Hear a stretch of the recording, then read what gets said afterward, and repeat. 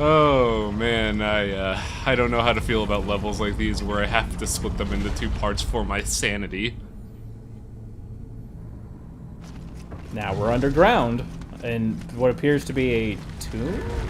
Yep, we're underground. Again. Samurai Underground. I don't know, maybe it's just me, but it feels like there's a lot of underground levels, so I'm just imagining at this point, fuck, William's just a gopher. So, that's our objective right there. That little lantern up there, that's our objective. It, takes a hot while to get there. Look at this plain-looking background, Samurai. It's very religious, you know. They really could have used a lot more color here. So far, that seems to be the common complaint of this game so far, is just, there's not... I mean, the rain section looked amazing, but, like, visually there hasn't really been a whole lot of wow moments yet. There was the one cave system, and I thought that was cool, but yeah, that's kind of the unfortunate circumstance of design nowadays. People don't really experiment with color.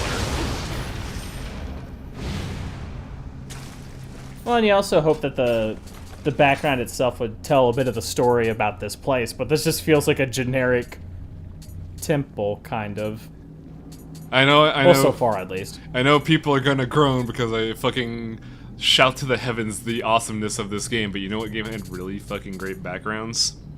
La Mulana. Like, that had color for days in backgrounds, so I'm just like, oh shit, this place looks cool. Listen, with the amount of times that Wang has talked about La Mulana, you guys will be begging for us to talk about Dark Souls again. You'll see. Well, I have streamed both games on their hardest difficulty twice. Yeah. You'd be surprised how people like watching suffering. Ah. Oh, you think I'm surprised by that? Good point. We are playing a Souls game where I just got shot in the back of the fucking head. It's that one thing where sometimes you get those commenters, they're like, I can play this section better, and I'm like, that's cool. Do you want to watch that, or do you want to watch us die repeatedly? Because honestly, I find the latter funnier. Yeah, sometimes they're just, you know, practicing a video game to its completion, doing it well, doing it flawlessly, and just feeling like a badass. And then there's just putzing around, and I feel like doing the latter is way easier.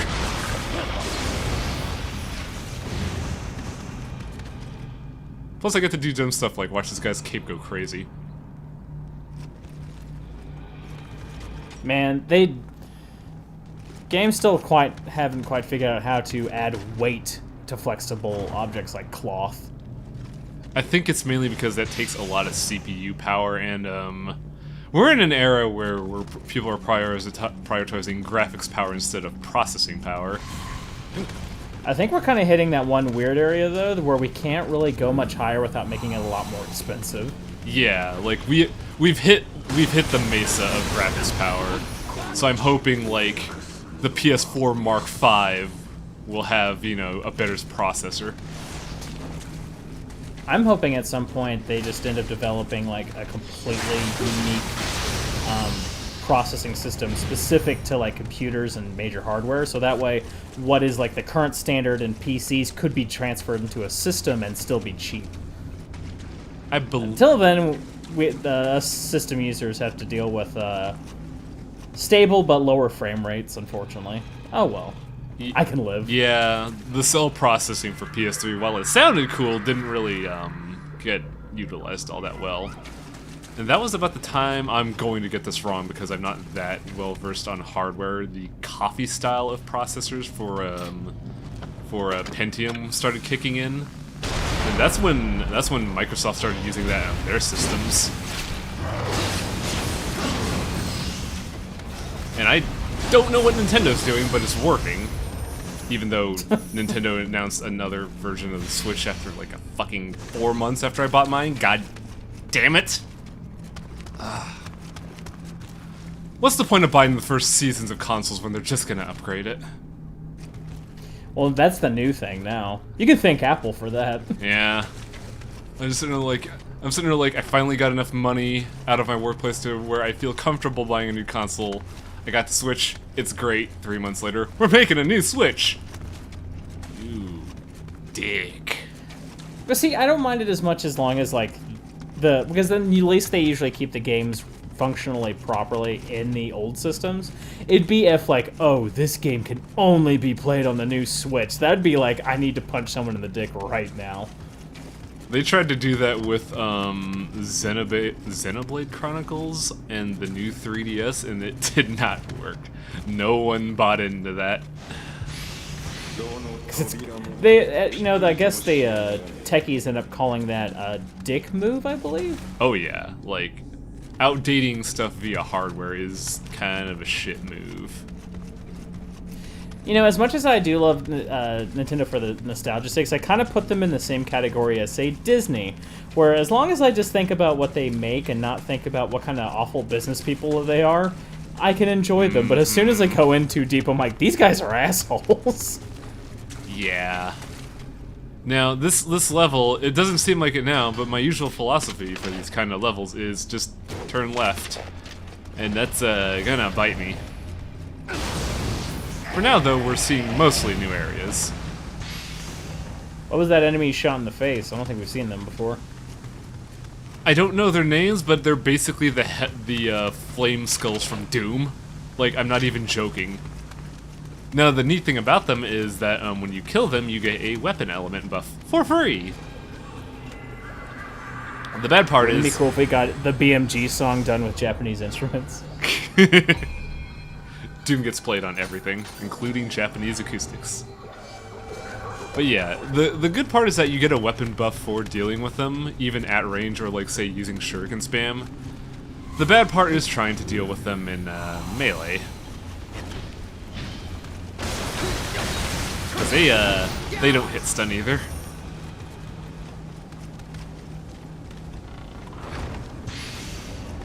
Also, you did mention you send a lower quality version here, but even kind of based on that, I can tell visually it's a little hard to see beyond where you are.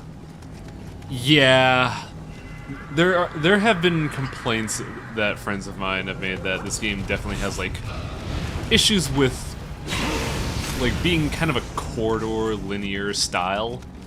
And I don't mind that. I like having linear design in games because it then provides tighter experiences. But then you have situations like this where you can't really see beyond the weird effects that are blocking my monitor. It's kind of claustrophobic in a way. Yeah. And for those who like to maybe plan what their next move is going to be a bit more, it's also a little difficult. I appreciate the uncertainty that comes with this claustrophobia style of design, but also it's very limiting and in some ways uninspired. Because it really does harken back to Demon Souls in a way. But even Demon Souls, there was at least the illusion of choice.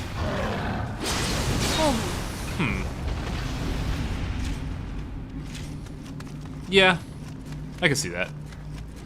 I don't know. It's weird that, I never really liked open world game design in a way, probably because I never saw anyone do it, in my mind, good. Even Breath of the Wild, which is like probably one of the better experiences in my opinion, feels like there is no focus on an open world experience.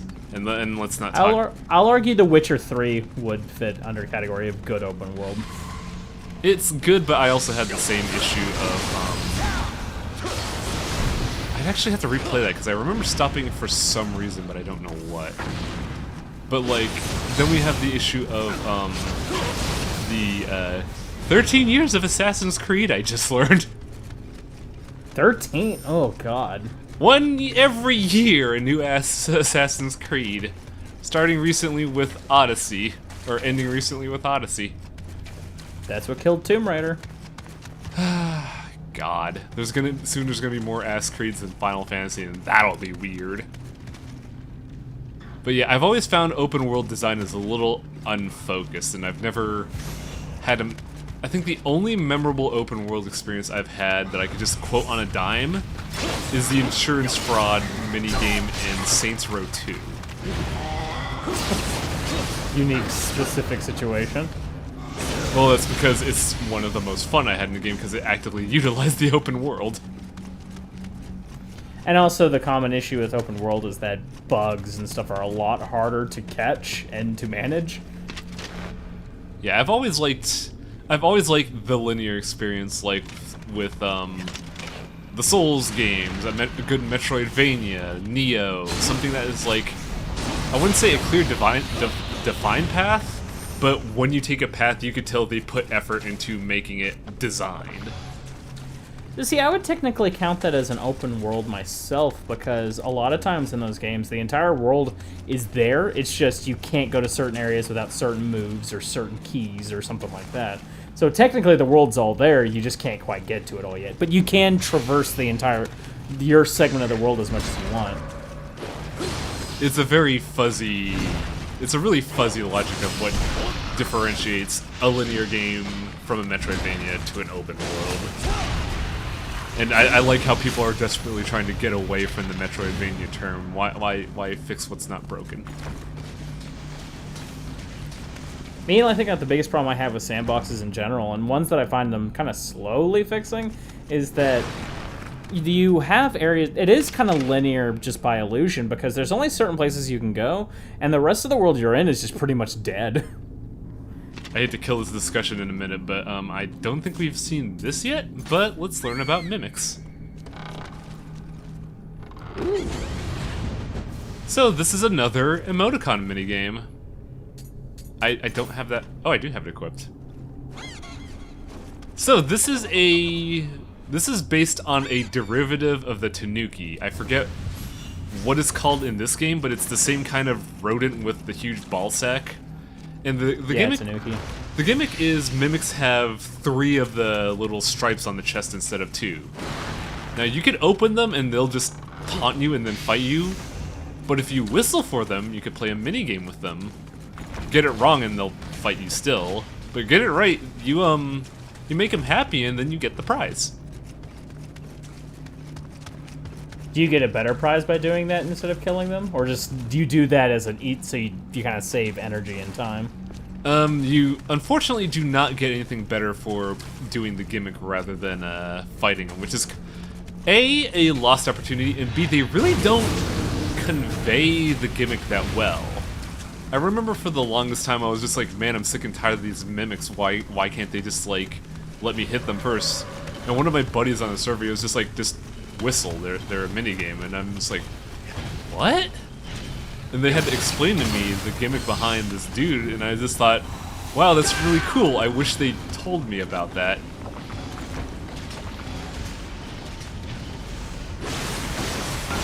Which is neat though, because... Oh yeah, the water damage is way higher than the earth damage on those guys, holy shit. Yeah. I believe water and wind are really good for the statues. Elemental damage is another big thing in this game. They expect you to dip into ninjutsu and onmyo, so you kind of want to gear towards that. And at some point, I'll have to explain magic. But today is not this day. Yeah, we actually unlock the magic tutorial after this mission, so that'll be then.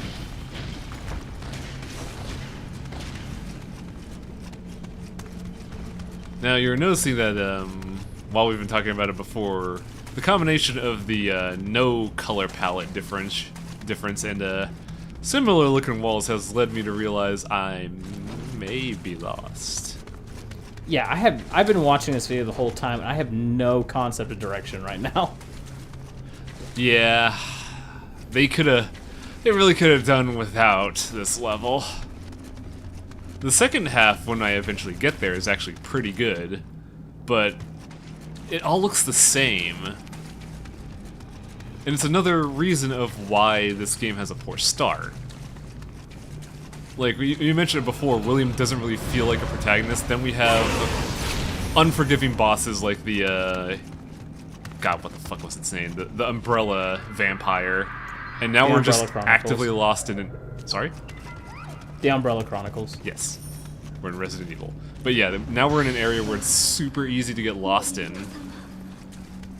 I think the main reason why I don't get all of the little dudes here is because I think I missed 2 of them here, but we've made it.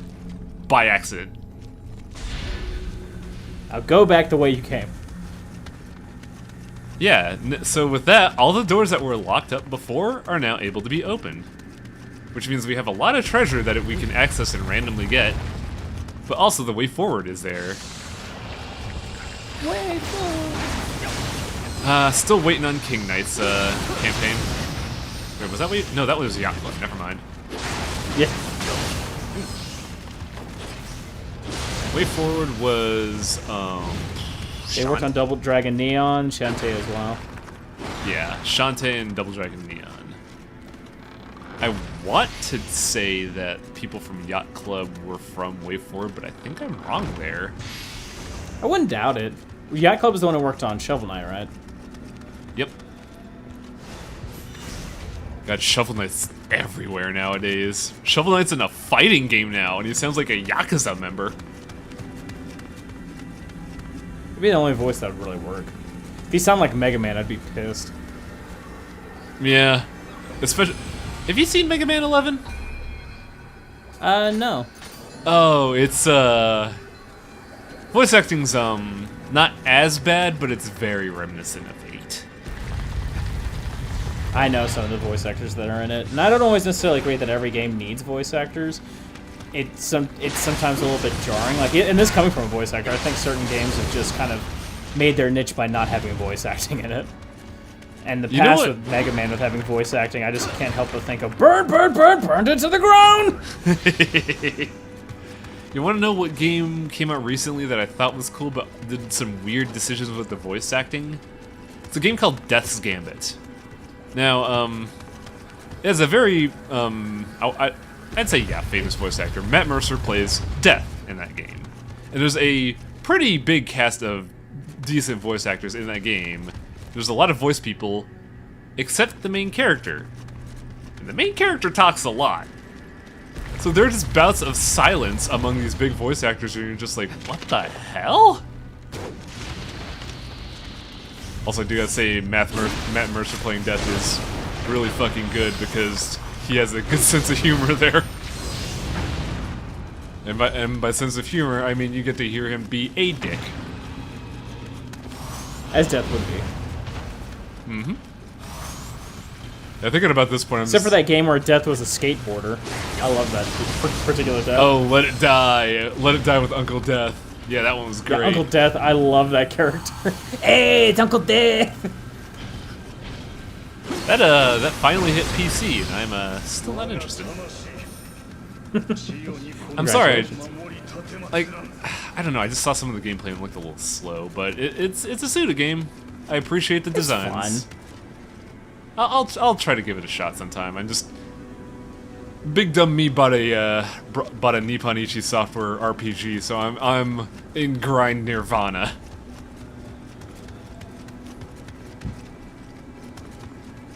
I'm also looking around for more goodies, but there are none to be found. Goodies underground. I mean, there are always goodies in a mausoleum. Hey kids, go loot a mausoleum today. Don't actually. If you live in France, go underground to that really deep maze. Ignore that movie that it was like acting like it was a portal to hell. It's probably only mostly true. So, do you remember that chick in the first part of the cutscene in the last video? Yes. Recognize her? Not with those clothes. Yeah, she looks completely different, doesn't she? She looks cool. So, tell me, Travis, when you see a nobleman in armor in your gameplay session, what do you think? Escort mission? That would normally be the right answer, but no. She's actually really competent. That's another thing I love that this game does. Your buddies are not rip shit idiots. I was kind of reminded of Demon Souls when you have to escort that one prince during the first part when he's wandering around going, I don't know what's going on. Can you help me? And you're just like, ugh, and you end up having to kill everyone for him. The funny thing is, that prince dude is actually quite durable. He needs a lot of hits to die. Oh, that's true. So you know how my spear is absolute dog horse shit, terrible trash garbage against these enemies? Just go ahead and watch what this chick does, because she, I just kind of want her to do everything.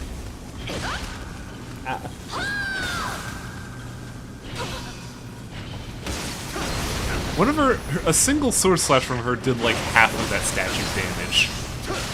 She did get hit way more than you, though. Yeah, that's kind of the thing. They're really good when they're aggressive, but if they ever try to like give the illusion of being an actual character, they show how stupid they are. Like, look at that, 2 hits. Just ate it. Lightning damage is really good for a rock for some reason. Fuck you, Pokemon. Teaching me otherwise. You should watch more Naruto then. No. Just no. I will say, though, that she is, even though she's super powerful and actually competent, she's still an escort. Don't keep your eye off her. You don't... If there's one thing I have to thank Resident Evil 4 for, is it repairing the escort mission. Because Jesus Christ, every game before that was awful whenever it came to it. And still people still complain about that one, despite the fact that Ashley as an escort character was like one of the best ones of its time.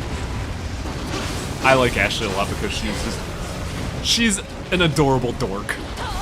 And gameplay wise, she shows a relative form of awareness, unlike most escort missions back in the day.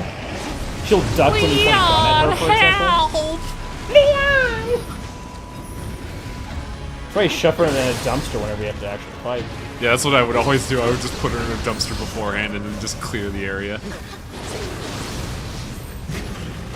So yeah, she is an escort. She can, you know, drop. She won't die. You won't game over if you just leave her somewhere, but you also won't progress unless you, like, pick her up.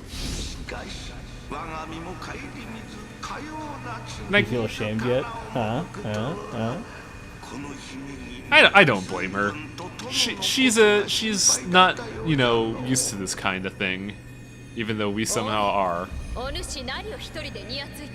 Also, that's a funny nod there. She can't see, oh god, what's that cat thing called again? I forget what the Japanese, double cattail is called. Nekomata. Fluffy butt.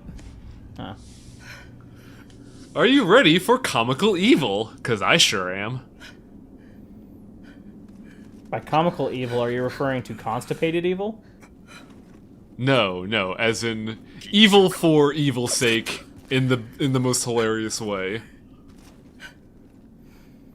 Hey, where was that bald guy that I saw earlier? Honore! Hey, what the hell are you doing? I'd be confused too. You were bald a second ago.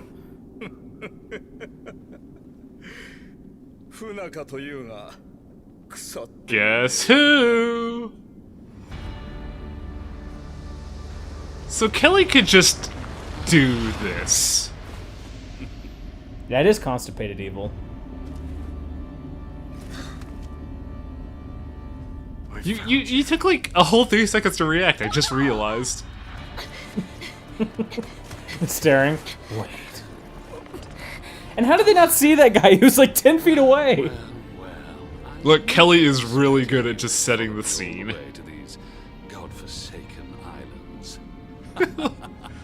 You are the best, Kelly. You just posed here for the express purpose of being a dick. Your princess is in another castle. Oh no, wait, she's right there. So, for this transition, don't blink.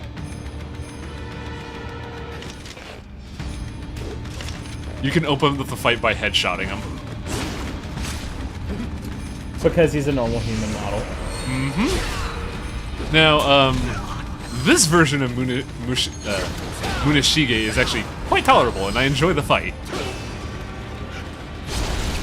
It is a one-on-one fight with a dude that is, you know, fair, has a stamina meter, and is just, you know, an aggressive but not overwhelming fight. Like, look at this. I took, what, 4 hits to the face and I'm not dead yet? Oh, what happened there? That wasn't this.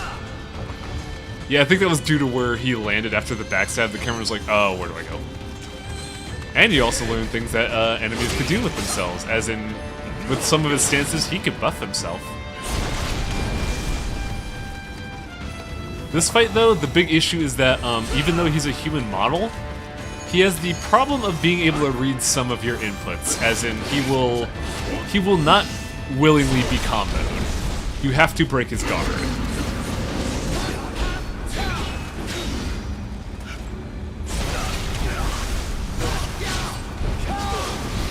Kelly's dead! Yay, game over.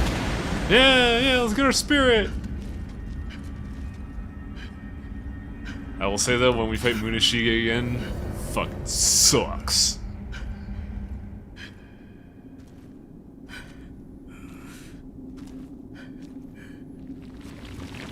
Give me my spirit, you fucking animal, you. Aw, Popo! Yeah, I think it's adorable that the gal and her husband have the same spirit.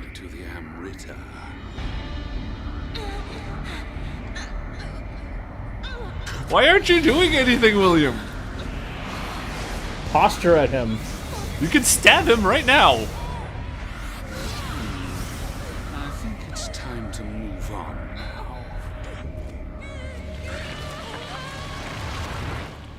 God, we are the worst.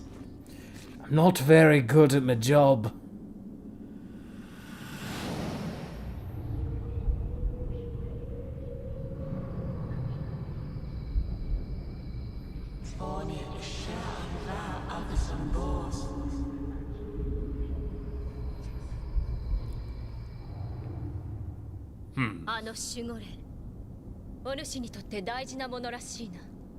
What did you say? Oh, thank you. The neat part about Raikiri is that parts of the sheath almost look like they were broken and then repaired with gold, which is an active art style in Japan. Here's the Raikini. You may choose to use it as long as you wish, which in a game like this probably means you'll only use it for like 1 or 2 levels. Yep.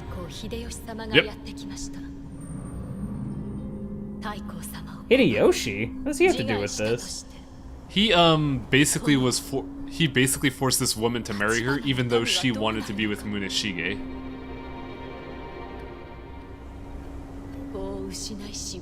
She has kind of a brutal story.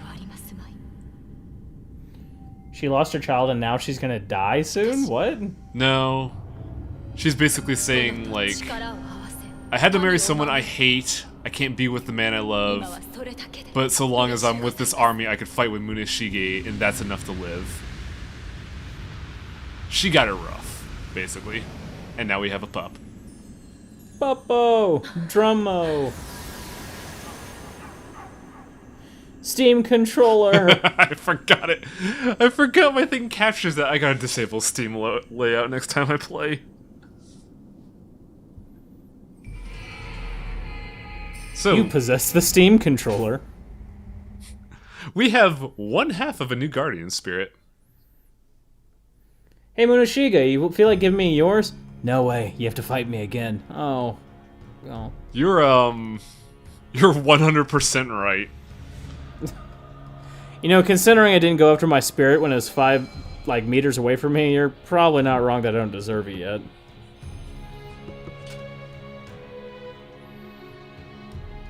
So that was a pretty good level. Like, the second half is kind of weird and a little dull, but I enjoyed the first half. I thought it was a neat neat presentation. It's a very kung fu movie. I have to say, I kind of wish the big lightning monster was the last boss and not the mid-boss. It would have made sense for Kelly to be like, hey there, fucker, check this shit out. And then you gotta fight him underground. But yeah. I think Fight him underground. The weird thing about this game is that it starts at a low, but then it goes up, and you start seeing the up because the Nioh fight was really good. And the first part of the level was really good. But It's just don't go underground anymore. Yeah. We go underground a lot in this game, I've come to realize.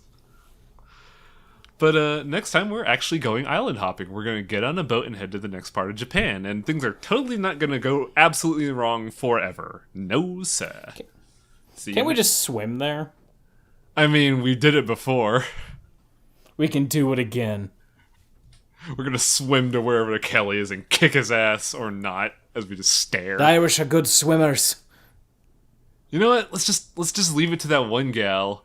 Miss Munashige can handle it. It'll be fine. She'll be the next protagonist. She seems cooler than your character does. Yeah. It's a weird start for William, I'm not gonna lie. I think it would have been way more interesting to play a character that was already intrinsically involved in this Japanese yokai politics. I think that's what's gonna happen with Nioh too, because the introduction teaser thing was Samurai Dude gets stabbed by a bunch of demon stuff, and instead of just outright dying, he becomes a yokai. So it's gonna be middle-aged Devil May Cry with devil triggers and stuff. So I'm genuinely curious. Yeah, it will be interesting to go from like guardian spirits to just, guess I'm a fucking demon now, let's go. Get an electric guitar that can shoot out bats. No problem with that. Oh god, Nevin was such a trash weapon.